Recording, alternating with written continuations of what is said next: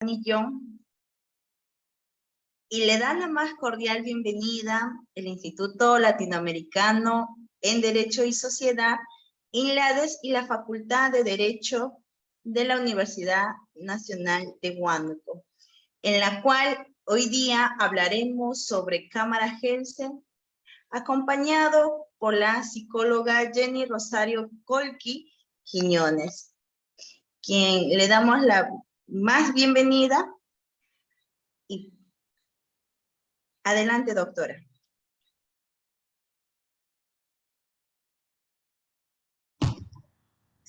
Sí, buenas noches. Buenas noches con todos, agradeciendo de antemano la invitación. Como bien dijo en la presentación, el día de hoy vamos a tratar el tema de Cámara Gesell. Mi nombre es Jenny Colqui Quiñones, soy psicóloga, actualmente psicóloga forense de la Unidad Médico Legal 1 del Distrito Fiscal de Ica. Y bueno, pues creo que con toda la facultad para poder hablar sobre este tema de Cámara Gesell. Bien, vamos a iniciar entonces esta exposición hablando pues, hablaremos de las diversas etapas, ¿no? En el transcurso de esta exposición, ¿no? Las diversas etapas por las cuales pasa pues el procedimiento de entrevista única, ¿no? Vamos a discernir entonces entre lo que es una cámara Gesell y lo que es la entrevista única también, ¿no? Hablaremos la etapa previa de la entrevista, ¿no? Luego ya también trataremos sobre lo que se realiza durante la entrevista propiamente dicho y la etapa posterior a la entrevista única en cámara Gesell. Todo ello estará basado, pues, esta exposición estará basada en la guía de procedimientos de entrevista única a víctimas en el marco de la ley 30364, ¿no? Que es pues la ley para prevenir, sancionar y erradicar la violencia contra las mujeres y los integrantes del grupo familiar, niñas, niños y adolescentes víctimas de violencia, ¿no? Entonces, esta exposición estará basada en esta guía porque efectivamente, pues, todos los psicólogos forenses, los peritos, psicólogos oficiales del Instituto de Medicina Legal, nos regimos, ¿no? Nos guiamos nuestra labor en base a esta guía de procedimientos aprobado pues por el Ministerio Público. En ese sentido, vamos a continuar y vamos a ver pues cómo podemos observar en esta diapositiva el ambiente de Cámara Gesell. Seguramente ya ustedes han podido participar de esta diligencia tan importante, ¿no? En la administración de justicia. Entonces vamos a entender primero de qué se trata o qué es una entrevista única, ¿no? Entendamos pues como la entrevista única, ¿no?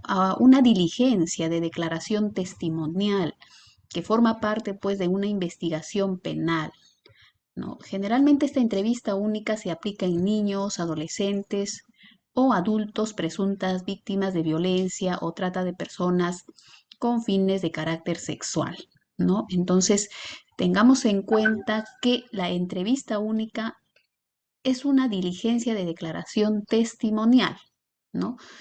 Entonces, estamos hablando de una actividad cuando hablamos de la entrevista única, ¿no?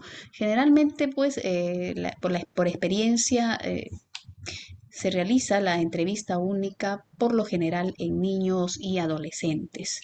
No, en muy pocos casos en la práctica profesional se realiza en adultos, ¿no? Porque el adulto tiene la capacidad de participar también quizá posteriormente en un juicio oral, está en esa capacidad para hacerlo y considero que es por ello que muchos operadores de justicia no solicitan la entrevista única en el caso de adultos, ¿no?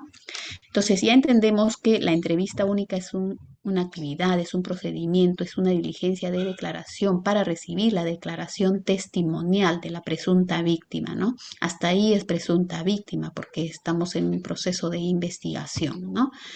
Y entonces, ¿qué será la Cámara Gesell? La cámara Gesell viene a ser la herramienta de uso forense y legal, ¿no? Que está creado pues por el psicólogo norteamericano Arnold Gesell, ¿no? En honor a él es que lleva este nombre, ¿no? Arnold Gesell, que estudiaba la conducta de los niños, ¿no? En una situación natural, él utilizó este ambiente para ver conductas, quizá la conducta agresiva, la conducta violenta, o qué hacía el niño cuando tú lo dejabas con determinados juegos. Entonces él podía observar sin la necesidad de que el niño se dé cuenta de que se le estaba observando, ¿no? Entonces Arnold Gesell, un estudioso de la conducta, es quien pues crea estas cámaras Gesell, estos ambientes de observación, que posteriormente ya es llevado pues al ámbito legal, al ámbito forense, ¿no? Entonces, tiene la función de generar un ambiente ideal para que la presunta víctima de abuso pueda detallar el caso que fue perpetrado o quizá del cual fue víctima, ¿no? Entonces, ¿por qué decimos que tiene una función de generar un ambiente ideal? Lo decimos porque la víctima no se siente observado más que por el psicólogo, ¿no? Aunque en muchos casos, muchas víctimas, presuntas víctimas, ya vienen, digamos, con conocimiento, digamos, con un conocimiento, una información errada que se le da, ¿no? Te van a estar observando, te van a estar escuchando, entonces, dado esta información de manera errada o errónea, ¿no? Entonces la víctima muchas veces ya viene con cierto indicador de ansiedad. Pero si la información que se le da a la presunta víctima respecto a la cámara Gesell y a la entrevista única es dada por un psicólogo especialista, la información va a ser la información adecuada, ¿no? De tal manera que no se genere en la presunta víctima ansiedad para el momento de su entrevista, ¿no? Entonces, tratamos de hacer de esta cámara Gesell un ambiente ideal para que la presunta víctima se encuentre pues en la capacidad de expresar, ¿no? Sentimientos, de expresar el hecho del cual fue víctima de manera libre, ¿no? Entonces, asimismo, sirve para determinar los hechos por la víctima, ¿no? Y para evitar lo que nosotros denominamos como la revictimización, ¿no? Es decir, evitar la necesidad de que la presunta víctima esté dando detalles una y otra vez, quizá primero ante la policía, luego ante la fiscalía, luego ante el juzgado, ¿no? Entonces, el solo hecho de repetir tantas veces un relato sobre un hecho que obviamente puede ser traumático, puede generar también lagunas mentales o puede generar relleno fantasioso de esas lagunas mentales, ¿no? Entonces, por eso no es conveniente que la presunta víctima, más aún si es niño o adolescente, se le pregunte una y otra vez sobre estos hechos. La idea es que en una sola entrevista se recabe toda la información de tal manera que sea la información lo más valiosa posible, ¿no? Tengan en cuenta que el tema de la memoria, por ejemplo, en los niños es bastante, hasta cierto punto, inestable, de tal manera que si a un niño se le pregunta una y otra vez, este niño puede quizá rellenar los vacíos, las lagunas mentales con ciertas fantasías, ¿no? O quizá rellenar estas lagunas, estos vacíos con algunos hechos que han sido inducidos, ¿no? Por terceras personas, ¿no? Entonces, por eso es importante el tema de la entrevista única en cámara Gesell. Entonces, acabamos de entender, pues, que la entrevista única es en sí el procedimiento, la conducta de recabar el testimonio de la presunta víctima y la cámara Gesell es la herramienta, ¿no? Para este uso forense y este uso legal. Vamos a ver que de acuerdo a esta guía, ¿no? De procedimiento de entrevista única, de acuerdo a esta guía, vamos a realizar esta entrevista por etapas, ¿no? Hay acciones que hay que desarrollar antes de la entrevista, al inicio de la entrevista, también hay acciones que hay que realizar durante la entrevista, ¿no? También procedimientos que se tienen que desarrollar durante el cierre de la entrevista y la etapa posterior, ¿no? Todo tiene su procedimiento, todo tiene de alguna manera sus etapas, porque es importante pues que se desarrolle esta entrevista única de la manera más adecuada. ¿Para qué? Para obtener la mejor información y también tengamos un acta que le va a servir al operador de justicia.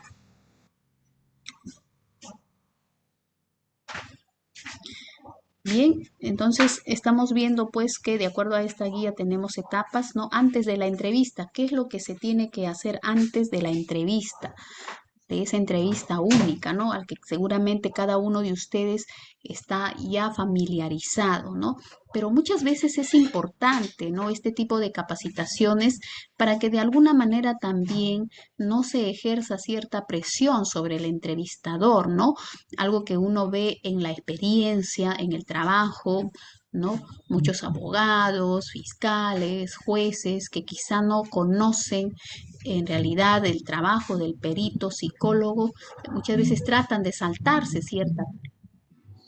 Entonces, la idea es permitir que el psicólogo forense que va a realizar esta entrevista cumpla con cada una de estas etapas, ¿no? Vamos viendo, por ejemplo, antes de la entrevista, en caso de niño, niña o adolescente, el fiscal o juez y el psicólogo se reúnen en la sala de observación con los padres o responsables del niño, niña o adolescente con la finalidad de obtener pues sus generales de ley, ¿no? Lo que decimos, ¿no? Hay que acreditarse, ¿no? Hay que acreditarse. Entonces, esto ocurre en la sala de observación, la acreditación, ¿no? Brindar generales de ley, información preliminar del suceso, ¿no? Las condiciones familiares y demás información que resulte pertinente para la realización de la entrevista, ¿no? Entonces, eso ocurre antes de la entrevista. En esta etapa, ¿no? El fiscal entregará al niño, niño, adolescente y a sus padres o responsables la respectiva declaración de derechos, ¿no? Tendrá que indicarle, ¿no? En las pruebas anticipadas es el juez quien indica cuáles son los derechos, ¿no? Que tiene el niño, ¿no? Y también los padres, ¿no? Ante esta diligencia. El fiscal o juez a cargo de la entrevista informa a los padres o responsables sobre el uso, procedimiento y fines de la entrevista única, debiendo estos brindar su consentimiento informado en el formato respectivo, ¿no? De acuerdo a la guía, el procedimiento de entrevista única se cuenta con formatos, ¿no? Tanto para el desistimiento, así como también para el consentimiento o para que se lleve a cabo esta diligencia. Entonces, una vez que quien esté a cargo de esta diligencia informe sobre los derechos, informe sobre de qué se trata esta diligencia, entonces se procederá pues a brindar el formato del consentimiento para que sea firmado por el padre, la madre o el tutor del menor, ¿no? Bueno, en la guía, lamentablemente aquí creo que se me ha descuadrado un poco este anexo, pero en la guía de procedimiento de entrevista única se cuenta con el anexo, ¿no? Los anexos de cuáles son los formatos que deben rellenar los padres, ¿no? Principalmente, pues, el del consentimiento informado, ¿no? Del mismo modo, el niño, niña o adolescente, ¿no? Prestará su consentimiento previa información y conforme a su edad y madurez, ¿no? En caso que los padres o responsables no presten su consentimiento y el niño o adolescente decida ser entrevistado, prevalece su opinión conforme a su edad y madurez, ¿no? Puede ser un adolescente de quizá 12, 13, 14 años que sí quiera contar, que sí quiera brindar su relato en la entrevista única, pero quizá la madre, ¿no? No quiere, el padre que está ahí no quiere. Entonces entendemos que va a prevalecer la opinión del niño, del adolescente, de acuerdo a su edad, ¿no? De acuerdo a su madurez, ¿no? Y para ello, pues también en esta diligencia participa pues el fiscal de familia, ¿no?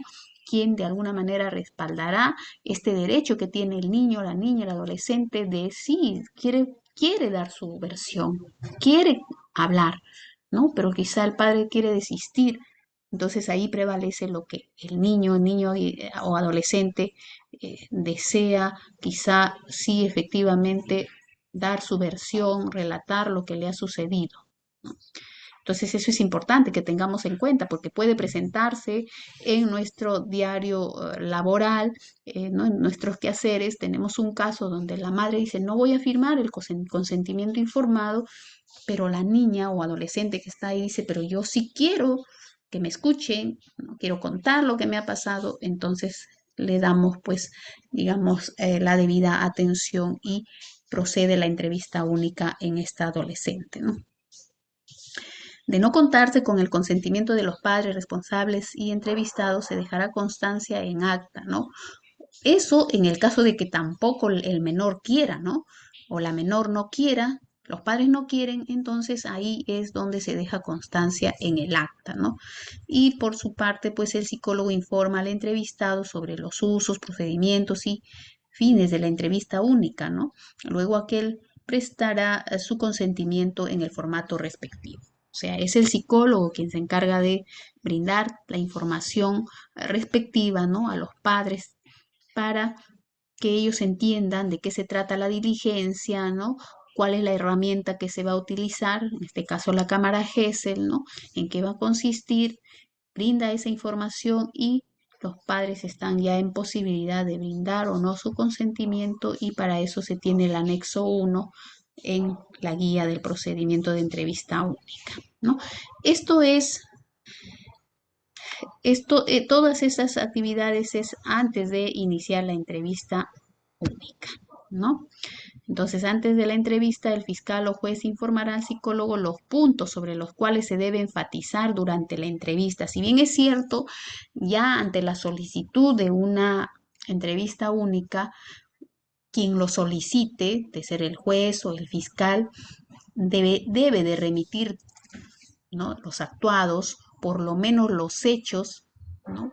Los hechos que quizá la policía ha recabado en una primera testimonial, ¿no? Al recibir la denuncia, el reconocimiento médico, ¿no? Legal que por el cual ha sido, o, digamos, el resultado de este reconocimiento médico al cual ha sido sometido la presunta víctima. Entonces, esos son, digamos, dos documentos importantes que necesita el psicólogo para informarse sobre el hecho, porque también tiene que saber sobre qué es lo que va a entrevistar, ¿no? Entonces, algunos operadores de justicia no remiten, por ejemplo, estos hechos, ¿no? No remiten el certificado médico, ¿no? Reconocimiento médico, entonces eh, es importante que lo remita. ¿Para qué? Para que el psicólogo revise esta información y sepa sobre qué puntos va a enfatizar su entrevista, o por lo menos no se ha podido remitir los documentos, pero por lo menos el juez o el fiscal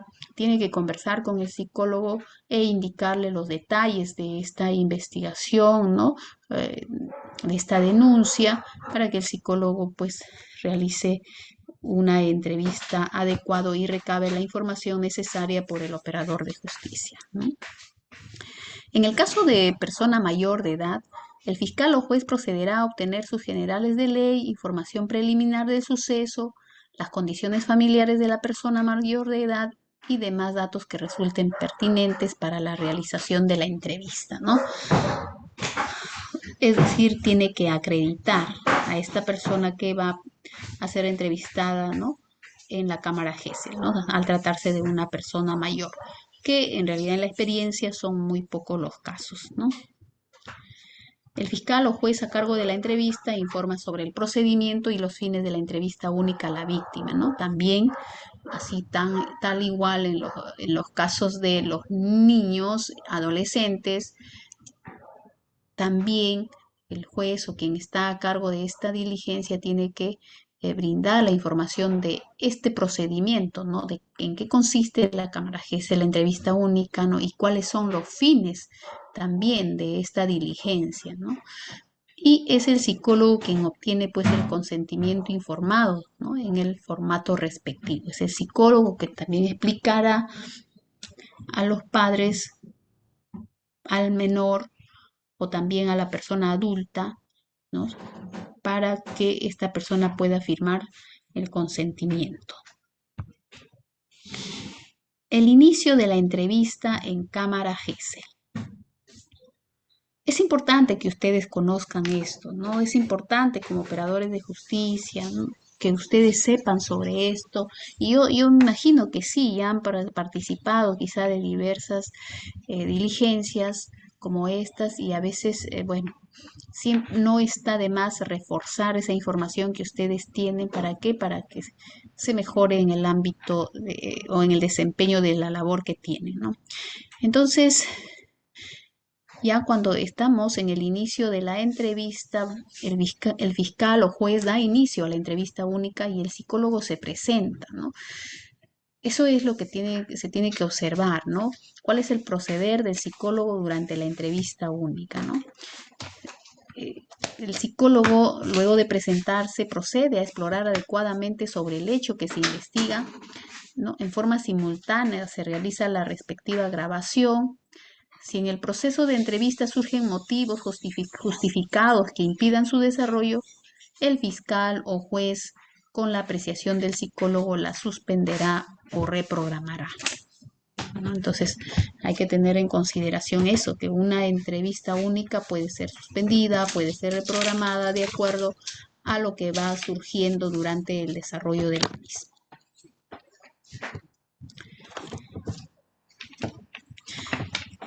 ¿Cuáles son las recomendaciones para la entrevista? Facilitar una actitud de apertura con el entrevistado en todo el momento de la entrevista. Esas son las recomendaciones para la entrevista. El psicólogo, en realidad el trabajo que realiza parece, para quien está observando, parece sencillo, ¿no? El psicólogo debe estar concentrado para esta entrevista, debe estar atento para esta entrevista, para captar la más mínima frase o palabra que puede decir el niño y que puede ser relevante para la entrevista. Por lo tanto, el psicólogo tiene que estar concentrado para esta entrevista, ¿no? Eso es, digamos, eso es fundamental y eso es lo que debe saber el operador de justicia. Ser un observador puede parecer, para los observadores, puede parecer una tarea sencilla que en realidad no lo es, ¿no? El psicólogo tiene que seguir una serie de procedimientos. Por ejemplo, facilitar una actitud de apertura con el entrevistado en todo momento de la entrevista. No debe formular preguntas que atenten contra la dignidad de la persona víctima de violencia. Debe permitir que el entrevistado cuente con el tiempo suficiente para responder las interrogantes que se formulen.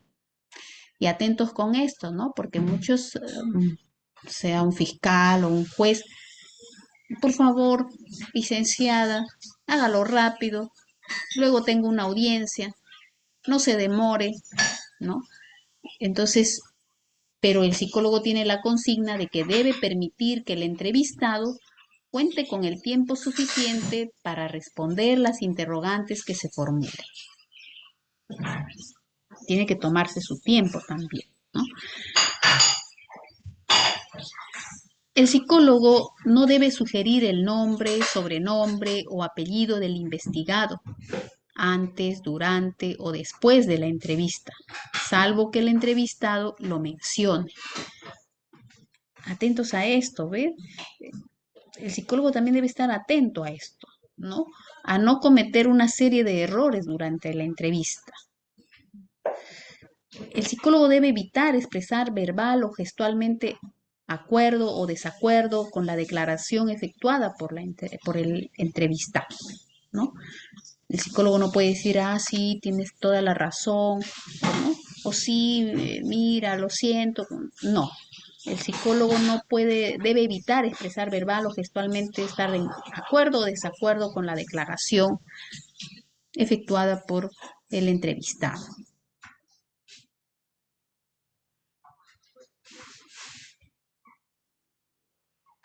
Entonces, justamente para evitar estos errores es pues que el psicólogo debe de estar atento, concentrado en el trabajo que está realizando. Debe evitar interrumpir al entrevistado sin justificación. Solo se acepta la interrupción si tiene un fin específico, ¿no?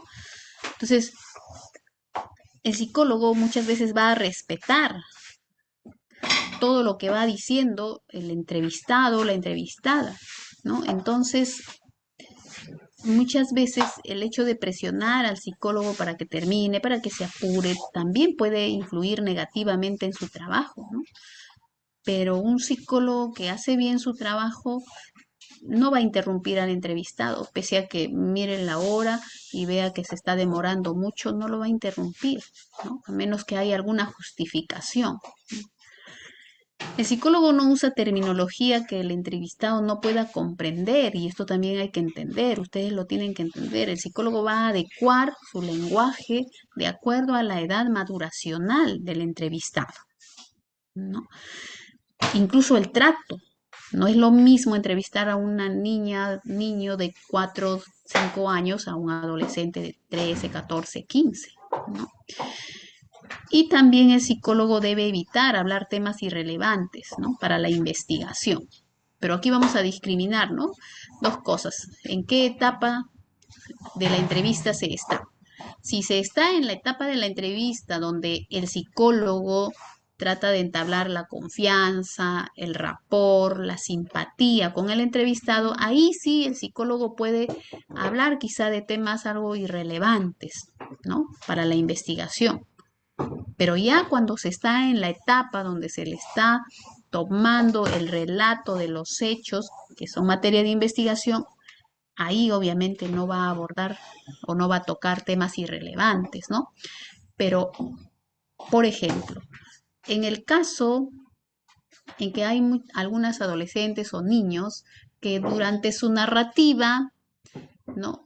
Ya van dando a notar que, por ejemplo, van a empezar a llorar desconsoladamente, el psicólogo utiliza una técnica, ¿no? Utiliza una técnica, ¿no? Esa técnica de cortar, ¿no?, esa emoción abordando un tema diferente del que se está hablando, ¿no? ¿Para qué? Para evitar ese llanto desconsolado que muchas veces incluso va a ser motivo de suspensión de la entrevista, ¿no? Entonces, hay que dejar que el psicólogo haga su trabajo. Si para evitar que empiece a llorar desconsoladamente porque ya se dio cuenta de ello, el psicólogo puede abordar otro tema, ¿no? Entonces, esa es una técnica que utiliza profesionalmente para evitar el llanto desconsolado y evitar la suspensión de la diligencia. Entonces, como operadores de justicia también hay que saber sobre este proceder, ¿no? Y no decir, oh, ese psicólogo se puso a hablar de otro tema, la cortó. No, el psicólogo sabe cuándo utilizar esta técnica. Entonces, de eso hay que estar informado justamente para dejar pues que el profesional haga su trabajo, ¿no? Durante la entrevista, ahora vamos a ver durante la entrevista, ¿cuáles son aquellas pautas básicas que orientan el trabajo durante la entrevista? En primera instancia, el psicólogo tiene que establecer un clima de confianza, ¿no? El psicólogo establece ese clima de confianza, se presenta indicando su nombre, la función que cumple, ¿no? ¿Qué hace el psicólogo, no? Hay que explicarle al entrevistado qué es lo que hace el psicólogo, cuál es la función que cumple en ese momento, ¿no? Y luego preguntará, pues, hará preguntas generales, ¿no? Tomando en cuenta el desarrollo evolutivo de la persona a la que se está entrevistando, ¿no? Entonces, ah, eso es importante, ¿no? Son preguntas, digamos, nombres, apellidos, su edad, su cumpleaños, ¿no? Lo cual permite conocer el nivel del lenguaje del entrevistado, ¿no? Su fluidez, ¿no? La fluidez también con la cual luego nos va a contar ese relato, ¿no? La capacidad de recordar y también la capacidad de responder, ¿no? Entonces, cuando el psicólogo inicia y establece este clima de confianza, cuando está abordando temas quizá que pueden ser irrelevantes, el psicólogo también está observando y está viendo la capacidad que tiene el menor para declarar, la capacidad que tiene para entender ¿no?, lo que expresa su interlocutor, y también estoy viendo la capacidad de expresión que tiene. Para eso también se tratan temas irrelevantes, ¿no? cuando se le dice, cuéntame, a ver, cómo fue tu cumpleaños, ¿no? ¿Quiénes han estado? ¿Qué te regalaron? El psicólogo sabe por qué le hace esas preguntas y a veces algún operador puede decir, pero ¿para qué le pregunta tanto esas cosas? ¿No? Entonces, el psicólogo está tratando de ver si este niño recuerda cosas pasadas, hechos recientes, ¿no?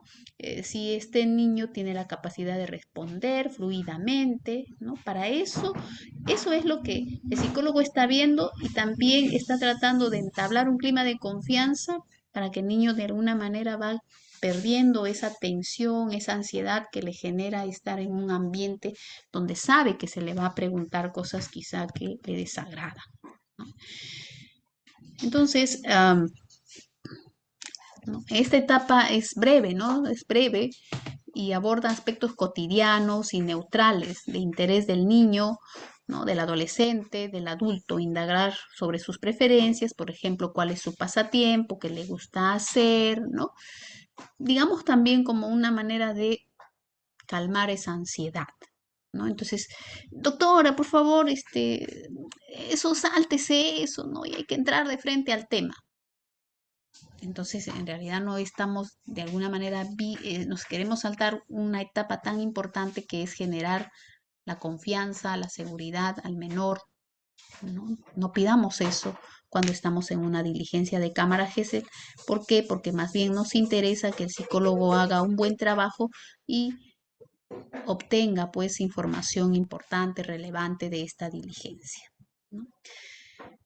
Una vez ya, digamos, terminado este desarrollo de estas preguntas para entablar el clima de confianza, el psicólogo iniciará, ¿no? Iniciará ya, digamos, el entrar al tema en sí por el cual el menor está ahí, pedirá una narrativa libre, ¿no? Le dirá, a ver, cuéntame por qué estás acá. ¿Qué fue lo que ha pasado desde el principio para que yo pueda entender? Entonces estamos pidiendo al menor que dé una narrativa libre y que en realidad esa narrativa es lo que le va a servir al operador de justicia, porque en esa narrativa libre tendremos lo espontáneo del menor, lo que nos dice así, lo que le nace, lo que sale, lo que recuerda. Esa narrativa libre será lo más importante, ¿no? Entonces, para introducir el tema, el psicólogo empieza con preguntas abiertas, ¿no? Por ejemplo, en el caso de niños, niñas y adolescentes, saber por qué has venido hoy, ¿no? ¿Ha ocurrido algo que quieres contarme? Son preguntas abiertas para aperturar esa narrativa libre que es importante. No podemos ingresar haciendo preguntas sobre el hecho, ¿no? Así no se inicia, sino la idea es que el niño o niña, adolescente, narre por sí solo los hechos. Y en el caso de personas adultas, se dirá, pues cuénteme qué sucedió, dígame por qué viene hoy. El psicólogo procurará obtener un relato de los hechos en forma espontánea, ¿no? Utilizando el propio lenguaje de la persona entrevistada, sin interrupciones. Porque miren ustedes, la persona puede de alguna manera ampliar su narrativa quizá con hechos que podrían parecer irrelevantes. Y si uno le corta, quizá no entienda la idea central y dentro de todo de eso que está narrando puede haber algo importante, ¿no? Entonces, no se le puede interrumpir y se debe adoptar pues una actitud de escucha, evitando gestos que sean sugerentes, ¿no? El psicólogo no puede estar haciéndole muecas, gestos sugerentes a la persona entrevistada, ¿no? O bien de aprobación o desaprobación, ese psicólogo que cuando la persona está narrando y mueve la cabeza en señal de afirmación, pues obviamente que está mal, ¿no? Porque es una señal de aprobación, es como decir, ah, sí, no, sí, sí, sigue, pero estamos en realidad nosotros prohibidos de hacer todo tipo de gestos sugerentes durante esta entrevista. Se debe respetar el silencio, las pausas que hace la persona entrevistada, ¿no? Y eso ustedes deben tener en consideración, ¿no? El psicólogo no es que está haciendo hora o está perdiendo el tiempo, ¿no? Por eso, para una diligencia de prueba anticipada se tiene que programar con anticipación para evitar que se cruce con otras diligencias y dejar pues que el profesional haga el trabajo como tiene que hacerlo, ¿no? En caso surja una información que sea irrelevante, que conlleve a la dilación de la entrevista y que no aporte al hecho de la denuncia, el psicólogo tendrá que direccionar con preguntas, ¿no? Por ejemplo, me estabas contando sobre, hace un momento me dijiste que, o haciendo uso del parafraseo, ¿no? Que permita retomar el tema investigado. Tengan en cuenta ustedes que el psicólogo está capacitado para realizar una entrevista, ¿no? Por lo tanto, sabrá cuándo ya efectivamente cortar, por ejemplo, cuando el entrevistado está hablando sobre hechos nada relevantes, el psicólogo sabrá cuándo intervenir, cuándo cortar eso y cuándo direccionar la entrevista hacia lo que nos importa, ¿no? Y luego en la etapa de la clarificación, luego de la narrativa libre, luego de que la víctima ha contado de manera espontánea el hecho que es motivo de investigación, ya el psicólogo tendrá que hacer la clarificación, ¿no? En esta fase, obtenido el relato espontáneo del entrevistado, el psicólogo formula preguntas que sean fácilmente comprensibles, ¿no? ¿Para qué? Para focalizar los hechos, teniendo en cuenta las preguntas básicas, ¿no? ¿Qué? ¿Qué te hizo? ¿Quién?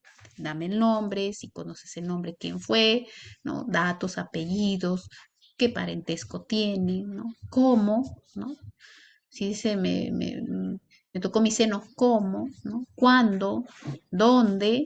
¿No? Entonces, estas son las preguntas para clarificar, luego de la narrativa libre, ¿no?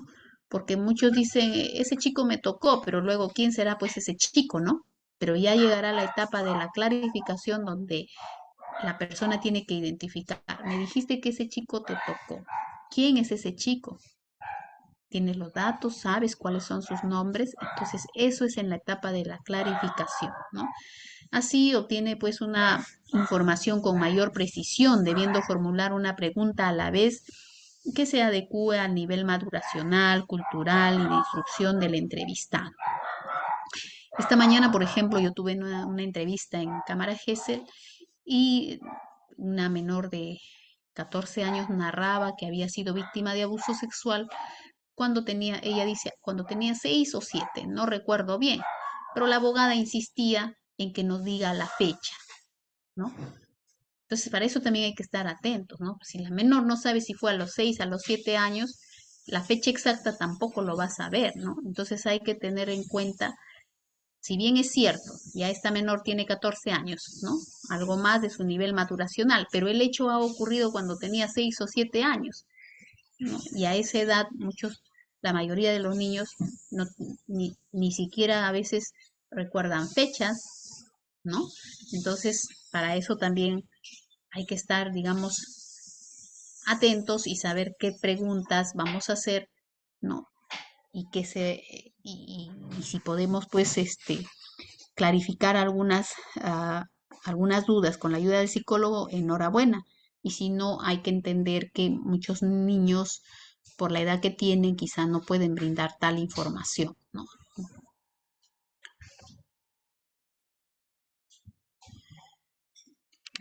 Lo que debe precisar el psicólogo, ¿no? Fecha en que ocurrieron los hechos, materia de la denuncia. Eso es lo que debe precisar, debe preguntar la fecha en que ocurrieron los hechos, materia de la denuncia. Pero como les decía hace un instante, eso tiene que ver con la edad también. Los niños a veces en lugar de decir ayer, por ejemplo, dicen mañana, ¿no? De acuerdo a la edad que tienen, ¿no? Hora en que ocurrieron los hechos, materia de la denuncia, si es un hecho de flagrancia, obviamente para un niño va a ser mucho más fácil recordar porque es un suceso que ha pasado hace poco. Pero en muchos casos vemos nosotros que las denuncias se hacen años después, ¿no? Cuando ha pasado mucho tiempo, entonces ahí sí nos va a ser un poco más difícil lograr obtener fechas, horas, ¿no? También se debe precisar sobre el lugar donde se producieron los hechos, ¿no? Descripción del lugar donde ocurrieron los hechos, ¿no? Que son relevantes para el operador de justicia, ¿no?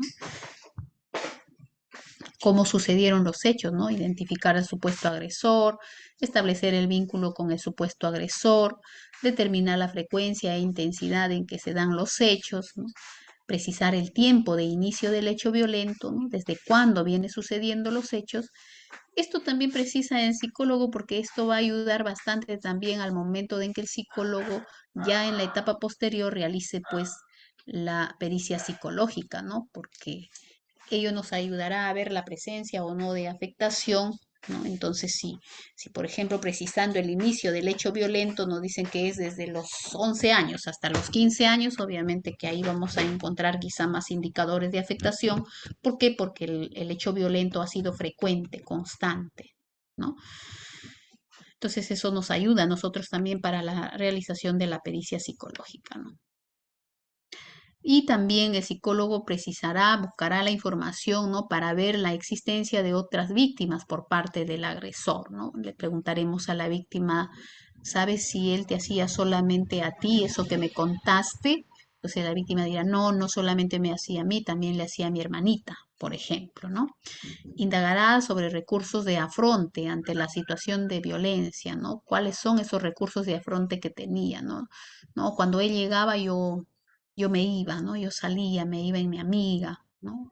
Entonces, ¿cuáles han sido los recursos de afronte? ¿Y qué más hacía? Bueno, yo para olvidarme lo que hacía, mejor me dedicaba mucho a estudiar, ¿no? Y ahí a veces algunos me ha tocado conversar o en algunos juicios orales donde los abogados preguntan y dicen, por ejemplo, pero ¿cómo es posible que puede decir que encuentra afectación en esta menor si tiene buenas calificaciones, responde bien en el estudio, ha sido becada, ¿no? Entonces, encontramos ahí que para algunos adolescentes o niños, como una manera de afrontar o de olvidarse del hecho sucedido, ¿no? Como un recurso de afronte, por ejemplo, es dedicarse a estudiar, concentrarse en sus estudios para olvidarse lo que ha pasado, ¿no? Porque suele pasar, ¿no? Entonces se indaga sobre recursos de afronte.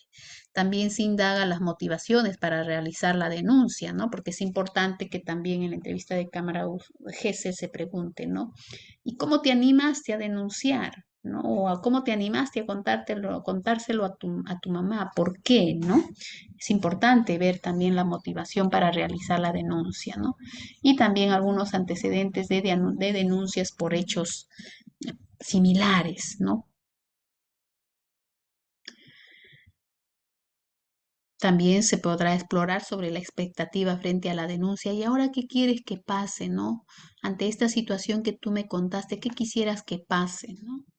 También se debe indagar sobre la actitud frente al presunto agresor, ¿no? ¿Cuál es la actitud que tiene frente al presunto agresor? Que a nosotros nos ayuda a ver también, vuelvo a indicar como algún indicador de afectación, ¿no? Lo odio, quiero que se muera, quiero que se vaya a la cárcel. Entonces es como un indicador de resentimiento, ¿no? Sentimientos respecto a los hechos narrados, ¿no? Cómo se siente respecto a los hechos narrados, pensamientos respecto a los hechos narrados, qué es lo que piensa de eso, qué es lo que siente sobre eso. Y también es importante que durante esta entrevista se indague si ha recibido o no ha recibido ayuda psicológica. En los casos de niños y adolescentes se recomienda para la formulación de preguntas el siguiente cuadro, ¿no? Ahí podemos observar nosotros, ¿no? Y eso hay que tener en consideración ustedes también que trabajan constantemente seguramente los casos de abuso sexual, que hay niños, ¿no? Si bien es cierto, para someter a un niño a entrevista única, un niño de 3 años, lo primero que se tiene que hacer es ver su capacidad para expresarse, ¿no? La capacidad para ser entrevistado, ¿no? Hay muchos niños de 3 años que todavía no han desarrollado completamente la capacidad de gesticular, por ejemplo, algunas consonantes, por lo mismo será difícil entender lo que nos dice, ¿no? Entonces, estos niños de alguna manera no es posible que ingresen a cámara GESEL porque el psicólogo no va a ser una especie de intérprete, ¿no? Si el niño no sabe decir, no sé, no pronuncia la R, la S, entonces va a decir algunas palabras eh, que no son comprensibles, que quizá haciendo un esfuerzo el psicólogo puede interpretar, pero en realidad esto no es válido, ¿no? Porque quizá el niño en lugar de querer decir una cosa está diciendo otra. Entonces, en eso hay que tener cuidado, ¿no? Yo consideraría como operadores de justicia, antes de someter a un niño de 3 años, ¿no? Primero pidamos la opinión del psicólogo para ver si ese niño puede ser o no sometido a entrevista única, puede estar en la capacidad o no de dar un relato comprensible, por lo menos, ¿no? Y recién realizar las gestiones para la diligencia, ¿no? Porque ocurre muchas veces que inmediatamente remiten el oficio, ¿no? Se realizará la prueba anticipada del menor de 3 años y una vez llegado a cámara, ese niño lo único que hace es saltar, correr, balbucear algunas palabras, nada comprensible. Entonces, digamos, la diligencia se ha hecho, no sé si sería adecuado decirlo en vano, ¿no? Yo pienso que para eso está la unidad de víctimas y testigos. Tienen un psicólogo, el cual nos puede dar su apreciación también respecto al desarrollo maduracional del menor, ¿no? Dígame usted, psicólogo de la unidad de víctimas y testigos, ese niño está en la capacidad de relatar, ¿no?, los hechos. Entonces el psicólogo de la unidad de víctimas y testigos nos dirá que sí, ¿no?, o no. Entonces, si es un niño que efectivamente tiene 3 años, pero ha desarrollado adecuadamente la capacidad de verbalizar las consonantes, generalmente en las que los niños tienden a cometer errores como la R, la S, a ese niño se le entiende bien lo que dice.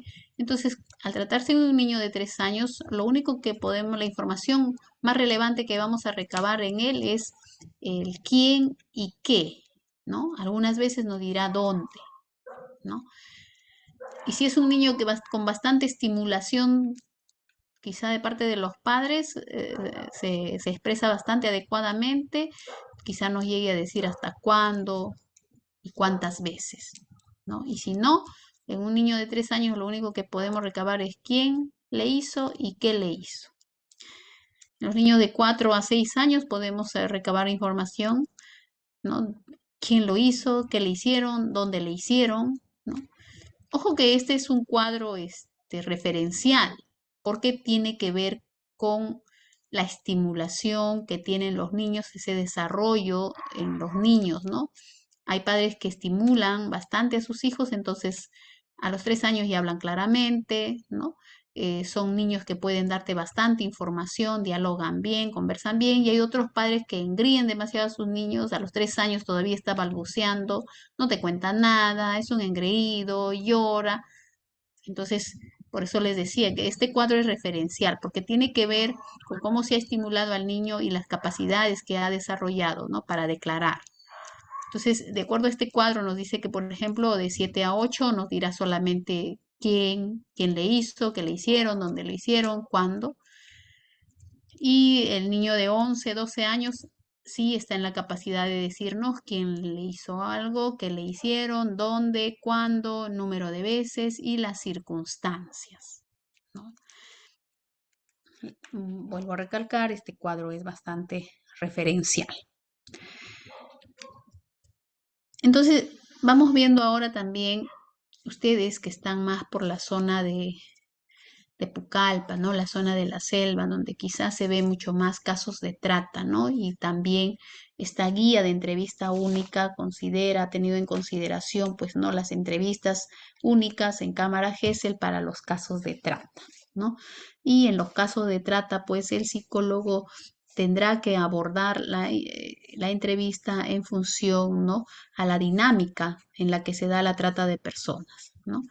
Por ejemplo, tendrá que abordar cómo fue que la captaron, ¿no? Cómo fue la forma en que la reclutaron o tomaron contacto con la víctima, ¿no? Desde ahí iniciará el psicólogo, ¿para qué? Para efectivamente evidenciar si es un caso o no de trata, ¿no? Verás cómo fue la captación, cómo fue el transporte, porque ya sabemos nosotros que los delitos de trata pues son delitos proceso, ¿no? Entonces, el psicólogo tendrá en consideración esto y preguntará a la víctima sobre ello, ¿no? Cómo fue la captación, ¿no? También verá si efectivamente en todo eso hubo violencia, amenaza u otras formas de coacción, si hubo para la captación, si hubo engaño, mentira, ofrecimientos no cumplidos, ¿no? abuso de una situación de vulnerabilidad, ¿no? Efectivamente, por ejemplo, si hubo aprovechamiento de la capacidad disminuida de una persona, ¿no? Para anticiparse, afrontar o resistir los efectos de un peligro. Eso en los casos de trata, ¿no? También se indagará sobre la finalidad delictiva, ¿no? De acuerdo a la modalidad de trata, ¿no? ¿Y para qué te dijeron que estaban viajando a la ciudad de Pucallpa, ¿no? Porque sabemos que, por ejemplo, periféricamente de la ciudad de Pucallpa existen muchas comunidades nativas, ¿no? Y que pueden traer a menores de edad efectivamente para quizá prostituirlas, ¿no? Entonces se indagará también sobre la finalidad delictiva, ¿no? Ahora se evaluará o el psicólogo también entrevistará, recabará información sobre la valoración de riesgo, ¿no? Los temores, los antecedentes del maltrato, la situación social, familiar y económica de la menor, ¿no? Y la identificación de las consecuencias, ¿no? Se indagará sobre los efectos de la trata en las víctimas, ¿no? Y bueno, ya finalizando, ¿no? Finalizando la entrevista única, ya el psicólogo dará un espacio, pues, para las preguntas de los operadores de justicia desde el ambiente de observación, ¿no?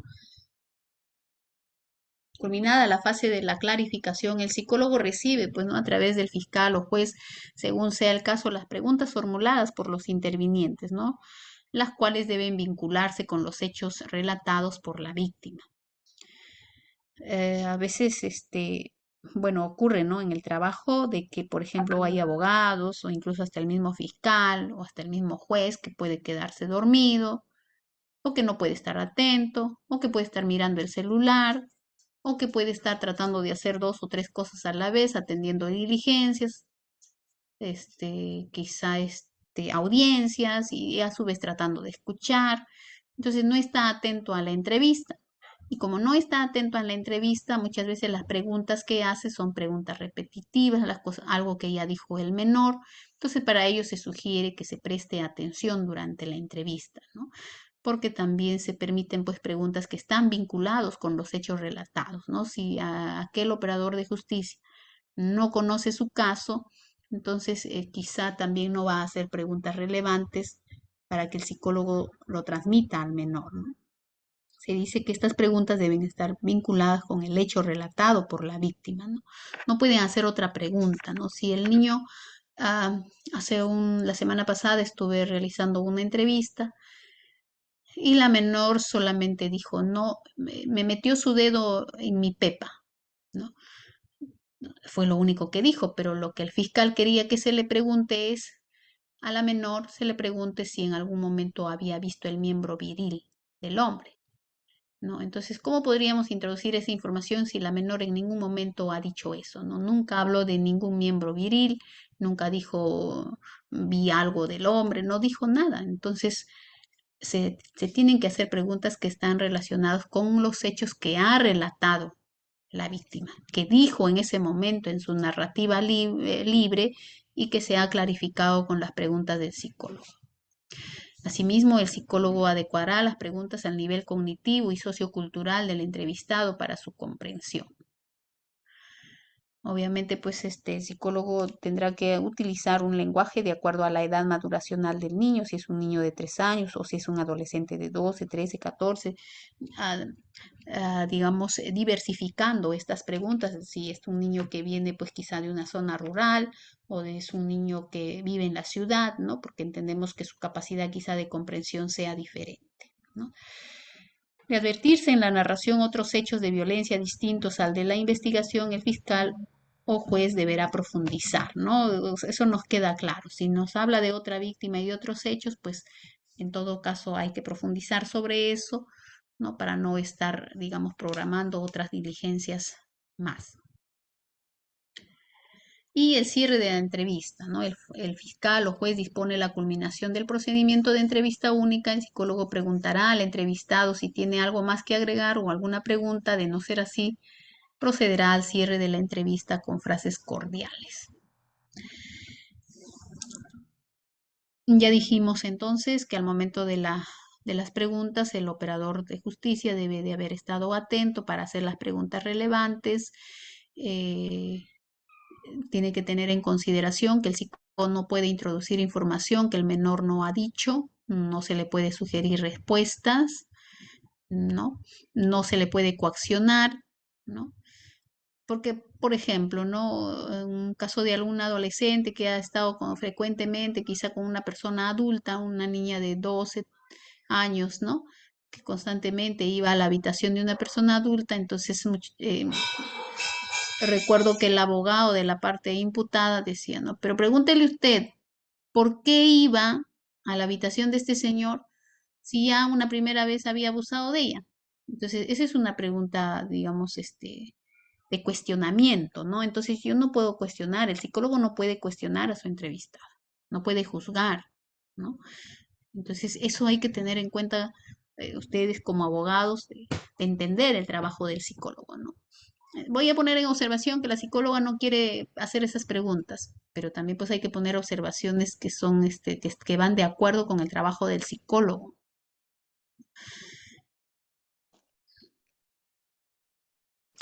Bueno, terminada la entrevista única, el acta es suscrita por todos los participantes. Eso yo entiendo que ya ustedes manejan eso, ¿no? Dejándose constancia de cualquier incidencia que se hubiera suscitado durante el desarrollo de la diligencia, ¿no? El relato contenido en la entrevista única forma parte del informe o dictamen pericial psicológico, ¿no? Ustedes saben que si se le solicita al psicólogo una pericia psicológica, este relato pues formará parte de este protocolo, ¿no? Porque ya no se le volverá a preguntar más al menor sobre el hecho. Entonces este relato va junto con la pericia psicológica, ¿no? También hay que considerar que hay ciertos criterios de suspensión de la entrevista. ¿Cuándo suspendemos la entrevista, no? Cuando la víctima no brinda información concerniente o vinculada a los hechos materia de investigación o se niega a hablar, ¿no? Ocurre que algunas personas luego de dar su consentimiento informado, luego de aceptar, ¿no? De decir sí, voy a hablar, una vez adentro ya en la sala de entrevista, se niegan a hablar, ya no quieren hablar, ¿no? Entonces, o hablan sobre otros hechos y no quieren abordar el tema, entonces ahí se suspende la entrevista, ¿no? Cuando la víctima se encuentra en situación de crisis emocional, ¿no? Si empieza a llorar profusamente, ya no dando lugar a mayor, digamos, para poder recabar la información, entonces se suspende también ahí la entrevista, ¿no?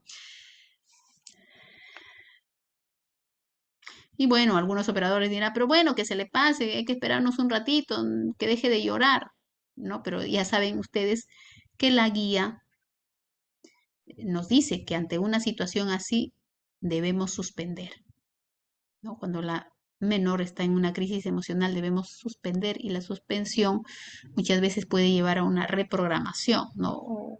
O a dilatar el tiempo, ¿no? Entonces, pero tengan en cuenta que la guía lo considera, no es porque el psicólogo no quiere hacerlo, es porque la guía considera eso, ¿no? Y cuando la víctima tenga manifestaciones de necesidades básicas, ¿no? Una suspensión, quiero ir al servicio higiénico, ¿no? Entonces, ahí sí está permitido la suspensión. Cuando la víctima, a pesar de haber dado su consentimiento previo, decide no continuar con la entrevista, ahí también suspendemos, ¿no? O cuando falla quizá el suministro de energía eléctrica, ¿no? Entonces ahí también se suspende la diligencia de entrevista única. Y bueno, ya para finalizar, en la etapa posterior, ¿no? La evaluación psicológica, que es de acuerdo al requerimiento de la autoridad competente, ¿no? Se programará la evaluación psicológica siguiendo pues los lineamientos de la guía de evaluación psicológica forense, ¿no? En casos de violencia contra las mujeres, ¿no? Los integrantes del grupo familiar, ¿no? Siguiendo esta guía se realizará pues la pericia psicológica. En caso de que las víctimas ya no cuenten con una evaluación psicológica, porque en muchos casos, bueno, generalmente pasaba antes, ¿no? Que se pedía la pericia psicológica y luego recién se pedía después de ello la entrevista única, ¿no? Y bueno, la cadena de custodia, ¿no? Que la entrevista única es una diligencia que forma parte, pues, de la investigación que conduce el fiscal o el juez, ¿no? Quien al recibir el acta de entrevista única y el soporte audiovisual que la contiene los remite, pues, ¿no?, a la oficina de evidencias. Entonces eso tiene que tener una adecuada cadena de custodia también, ¿no? Y finalmente hay que tener en consideración cuál es la participación, ¿no?, de la unidad de víctimas y testigos del Ministerio Público, ¿no? La intervención de la unidad de protección y asistencia de víctimas y testigos, ¿no?, posterior al procedimiento de entrevista única, tiene como objeto asegurar la adecuada participación de la víctima en los sucesivos actos procesales, ¿no?, que dispone el juez o el fiscal a cargo del caso. Es importante que ustedes, como operadores de justicia, deriven, ¿no?, deriven a la unidad de víctimas y testigos cada caso que tienen, porque la unidad de víctimas y testigos, pues, nos ayudará para que, digamos, los familiares, los padres de estos menores que han denunciado ciertos hechos, ¿no?, participen de las diligencias, ¿no?, participen de cada una de las actividades que la investigación amerita, ¿no? Entonces, es importante también trabajar con la unidad de víctimas y testigos. Bien, hasta ahí la exposición del tema de cámara Gesell. Por favor, si alguien tiene alguna interrogante, alguna duda o algo quizá que aportar a esta exposición, les agradezco bastante. Bueno, si algún doctor o alguien que pueda hacer las preguntas, por favor, puede formular ahora.